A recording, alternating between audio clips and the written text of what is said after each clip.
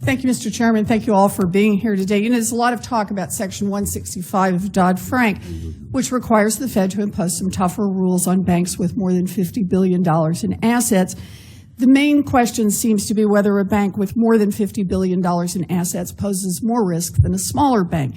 It's an interesting theoretical question, but we're not engaged in a theoretical exercise here. We're dealing with the very practical issue of trying to keep the financial system from melting down. Because when it did in 2008, it cost this economy an estimated $14 trillion. That's a lot on the cost side. In theory, the Fed could tailor its rules to fit each one of the 7,000 banks in the country, but we don't live in theory. We live in the world. We know that's impossible, and that Congress is going to have to give the Fed some basic guidance on where they should direct their attention. We have to draw some lines. The question is, how do we draw lines to ensure the safety of the system? So I want to follow up on Senator Toomey's question. In recent weeks, I've asked both Professor Simon Johnson of MIT and Chair Yellen of the Fed whether or not the failure of 2 or 3 banks of $50 billion in assets could pose a systemic risk, and both said yes. So, Professor Barr, you've been doing yes-no questions. Do you agree with Chair Yellen and with Simon Johnson on this? Yes, I do. I think that if there's multiple institutions of that size that are failing at the same time, it is usually an indication that there's broader weakness in the financial system, and that's why it's important for the Federal Reserve to be regulating for resiliency across the financial system and not just at the very largest firms. Okay, so you talk about, it sounds to me like we have consensus that 2 or 3 $50 billion banks could pose a systemic risk. Let's ask the autocorrelation question that Senator Toomey asked. First, I want to ask it the other way around. Did we see correlated risk before Dodd-Frank, Professor Barr?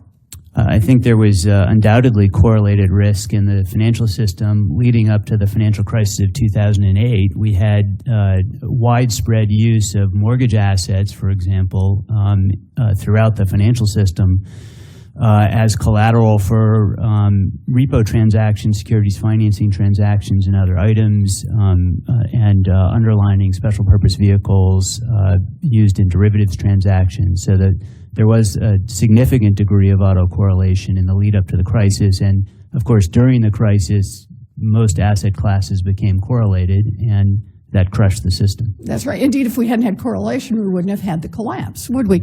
Is the Fed aware of the problem of correlation?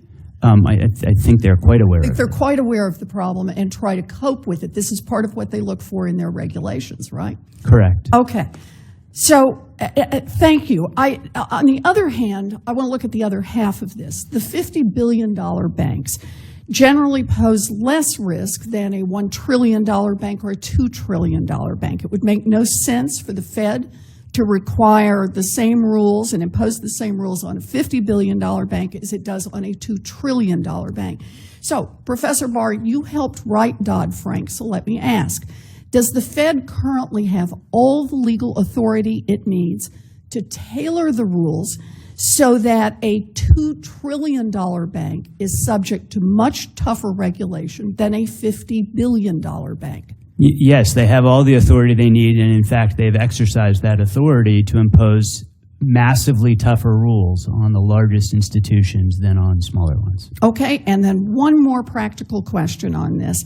Let's say Congress raises the threshold to $250 billion or $500 billion, has been suggested, but gives the Fed discretion to impose tougher standards on banks below the threshold. That is, you move the threshold and then say you can impose tougher standards. Professor Barr, do you think it's likely that the Fed would actually use that discretion to apply tougher standards to banks below the threshold? I worry about whether they would in fact do that. I mean, I think Congress decided in the Dodd-Frank Act in a number of instances that the Federal Reserve had too much discretion in the past. And in this instance and a number of other instances, reined in Fed discretion, and I think that was a wise choice. All right. Well, you worry about it, and I have to remember what hangs in the balance is the entire economy, not just of the United States, but the world. You know, Congress chose a very practical approach in Section 165, any bank that hits $50 billion in assets, a bank that is one of the 40 or so largest banks in this country, will generally be subject to some tougher rules. But that bank can go to the Fed and make the case for tailoring the rules to fit its specific risks. If the Fed isn't doing a good job of using its existing authority to tailor the rules appropriately, then Congress should demand that the Fed do a better job. I'm willing to hold the Fed's feet to the fire to do what the statute says, but simply raising the $50 billion threshold and cutting a whole bunch of big banks loose is a dangerous overreaction, and if it goes badly, it is the American people who will end up paying. Thank you, Mr. Chairman.